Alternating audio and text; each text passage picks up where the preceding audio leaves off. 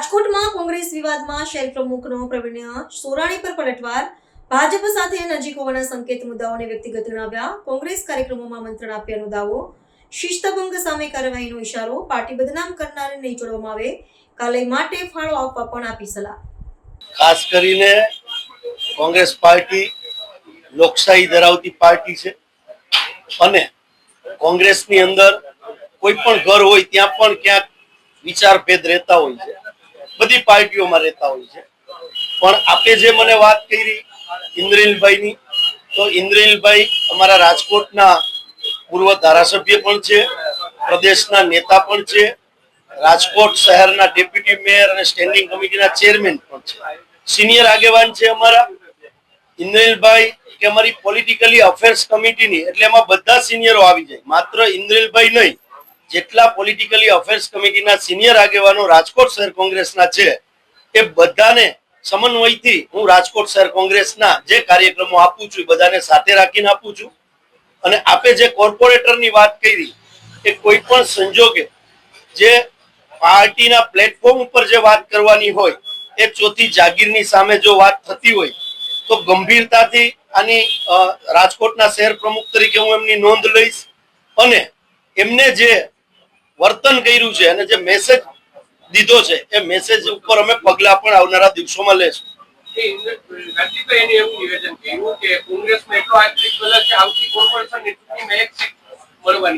હવે પ્રવીણભાઈએ મન બનાવી લીધું હશે, કદાચ કોઈ સારા લોકો સાથે બેઠક ઉઠક થઈ ગઈ હશે એટલે કદાચ આવી વાત કરતા હશે। અને હું આપના માધ્યમથી કહેવા માંગુ છું કે પ્રવીણભાઈ સોરાણીને 3 ટર્મ કોંગ્રેસ પાર્ટીએ ટિકિટ આપી છે, કોર્પોરેટર ચૂંટાણા છે, વિરોધ પક્ષના નેતા બનાવ્યા છે, પાર્ટીએ જે કાંઈ પાર્ટીના પ્લેટફોર્મ ઉપર એમને અપાતું હોય બધું આપ્યું છે। વાત રહી એમના વિચારોની તો એ કદાચ ક્યાંક મિત્રો સાથે બેઠતા હશે અને આવી ચર્ચા એમને કરી હશે। આજના દિવસે હું આપના માધ્યમથી કહું છું કે ભારતીય જનતા પાર્ટીને રાજકોટ મહાનગરપાલિકાની અંદર જડબાતોડ અમે જવાબ આપશું। 0 સીટ છે એ કદાચ પ્રવીણભાઈને સપનું આવ્યું હશે પણ આવનારા દિવસોમાં સારું સપનું પણ એને આવશે એ પણ આપને ખાતરી બની શકે કે ભારતીય જનતા પાર્ટીના મિત્રો સાથે એમની ઉઠક બેઠક થઈ હોય ને ક્યાંય આવી ભારતીય જનતા પાર્ટીના લોકો આવી વાત કરતા હોય કે 0 સીટ આવશે। એક કોંગ્રેસી તરીકે કોઈ પણ કોંગ્રેસનો રાજકોટનો કાર્યકર હોય, સિનિયર આગેવાન હોય કે જુનિયર આગેવાન હોય, કોંગ્રેસ પાર્ટી ભારતીય જનતા પાર્ટીને જડબાતોડ જવાબ દેવા માટે તૈયાર છે અને આવનારી કોર્પોરેશનની અંદર બતાડશે કે પ્રવીણભાઈનું સપનું સાચું પડવાનું છે કે શહેર પ્રમુખનું સપનું સાચું પડવાનું। એને એવું કીધું છે કે પીઠ નેતાઓ કાર્યાલયની અંદર પ્રવેશ નથી કરતા, શું કેવું?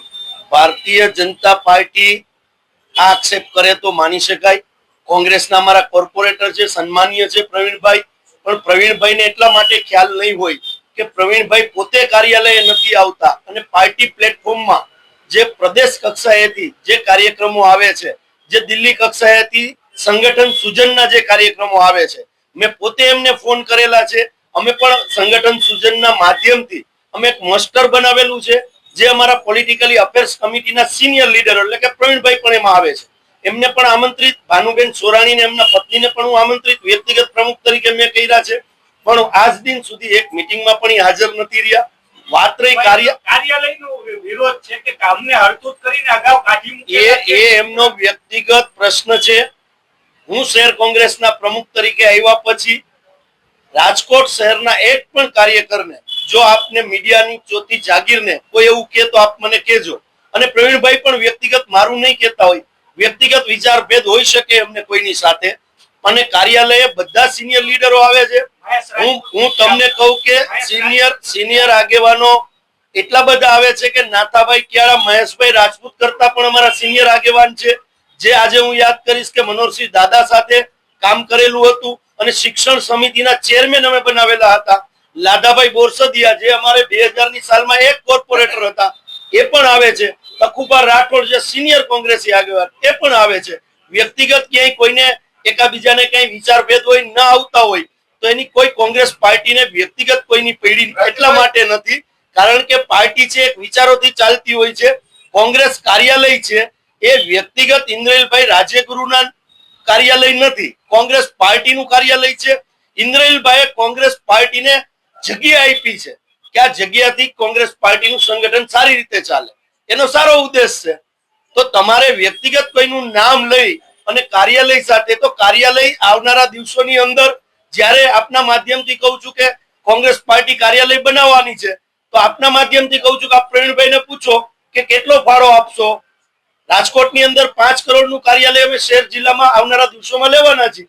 તો આપ પ્રવીણભાઈ ફાળો લખાવો ને, પેલા શરૂઆત આપ કરો. બરોબર છે, એટલે આપણે તાત્કાલિક દિવસોમાં ફેરવી નાખીએ. માત્ર વાતો કરવાથી અને પાર્ટીની ઇમેજને ખરડવાનું જે કામ કર્યું છે, કાર્યકર હોય, આગેવાન હોય કે સિનિયર આગેવાન હોય, પાર્ટીની ડિસિપ્લિન બહાર જશે, એના ઉપર પગલા 100% લેવામાં આવશે. પાર્ટીની ડિસિપ્લિન ભારત ગયા છે, સોશિયલ મીડિયાની અંદર આ મેસેજ નાખ્યો, વાયરલ થયો. હવે શું પગલા લેવાના છે? મીડિયાને બચાવીને અત્યારે ભાઈ ચોક્કસ પગલા લેવામાં આવશે. સંગઠન સૂજનના અભિયાનથી જે પાર્ટી સંગઠન ઉપર જે ભાર આપી રહી છે, આવનારા દિવસોમાં આપને પણ જાણ કરવામાં આવશે કે શું પગલા લેવામાં આવે. ચોક્કસ પગલા લેવામાં આવશે. આજની તારીખે હું આપને કહું છું. કોઈ ફંડ નથી આપતું, આ વાત સાચી. લખાવે છે બધા પણ આપતા નથી. કોંગ્રેસ છે કોઈ આપતા નથી એવું નથી. કોંગ્રેસ પાર્ટી જે રીતે અત્યારે ચાલી રહી છે, બધા આગેવાનો, વ્યક્તિગત હું કોઈના નામ નથી લેતો, સિનિયર આગેવાનો, જુનિયર આગેવાનો બધાએ ફાળો લખાયો છે. નથી આપતા એવી વાત જ નથી. નહીં, પાર્ટી પ્લેટફોર્મ ઉપર જ વાત છે. જેમને લખાવ્યા છે કાર્યાલય બનાવવા માટે બધા આપવાના, કોઈ ના નથી પાડ્યું. પણ શહેર અને જિલ્લાનું બંને કાર્યાલય સાથે બનાવવાનું છે. દિલ્હી અમારા હાઈકમાન્ડ અને ગુજરાત પ્રદેશ કોંગ્રેસના અમારા પ્રમુખ અમિતભાઈ ચાવડાની સાથે ચર્ચા કરી અને પછી અમે આગળ વધવા. મહેશ રાજપૂત આવે છે કાર્યાલય? મહેશભાઈ નહીં આવતા એનો વ્યક્તિગત પ્રશ્ન હશે. બે લોકોને લઈને કોઈ કાર્યાલય બંધ ન કરી શકાય. એમનો ક્યાંક ને ક્યાંક આંતરિક વિચારમાં ક્યાંક પ્રોબ્લેમ હશે. તમે સ્વીકારો છો અંદરો ચાલે છે ખરા? મેં આપને પહેલા જ કીધું કે કોઈ પણ પરિવાર હોય એમાં વિચાર ભેદ રહેતા હોય છે. હવે એક બે જણાને લઈને કઈ પાર્ટી છે, પાર્ટીમાં રાજકોટ શહેરની અંદર હજારો કાર્યકરો છે. પોલિટિકલી અફેર્સ કમિટીની અંદર 32 લોકો છે, 32 સિનિયર આગેવાનો છે. એમાં માત્ર એક વ્યક્તિને લઈને આપણે આ ચર્ચા કરીએ એને બહુ હું ગંભીરતાથી એટલા માટે નથી લેતો કે એ ક્યાંક ને ક્યાંક પોતાના વ્યક્તિગત વિચારોની લડાઈ છે. કોંગ્રેસ પાર્ટીના એકજૂટ થઈ મહેશભાઈ આવે છે અને તમામ આગેવાનો આવે છે. એટલે કોઈ કાર્યાલયનો મુદ્દો છે, કાર્યાલયનો મુદ્દો ખોટો છે. આપના માધ્યમથી કહું છું, સિનિયર આગેવાન હોય કે જુનિયર આગેવાન, પાર્ટીનું કાર્યાલય છે, કોઈ વ્યક્તિગત કોઈનું કાર્યાલય નથી, પંજાનું કાર્યાલય છે. ત્યાં અમારા પ્રદેશ પ્રમુખ અમિતભાઈ ચાવડા પણ આવતા હોય, સીએલપી લીડર તુષારભાઈ પણ આવતા હોય અને મુકુલ વાસનિકજીએ ત્યાં મીટિંગ કરી છે. હવે આ બે વ્યક્તિઓ તો નાના કહેવાય એ લોકો પાસે, ને હું પણ નાનો કહેવાય. જો અમારું શ્રેષ્ઠ નેતૃત્વ એ કાર્યાલયમાં આવી અને મીટિંગ કરતું હોય તો બાકીના લોકોનો મારે જવાબ દેવાનો તમને આવતો એટલા માટે નથી કે મેં તમને કીધું એક વિચાર ભેદ હોય, બની શકે. તમારે જવાબ નથી જોતો. ચાલો, હા, તમે બધાને બોલાવો છો,